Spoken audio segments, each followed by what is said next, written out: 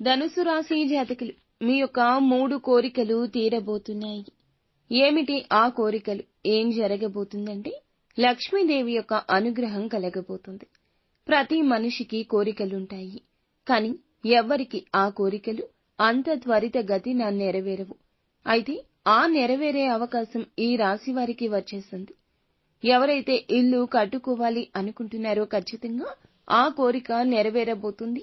విదేశీ ప్రయాణానికి వెళ్లాలని కలలు కంటుంటే ఆ కోరిక తీరబోతుంది.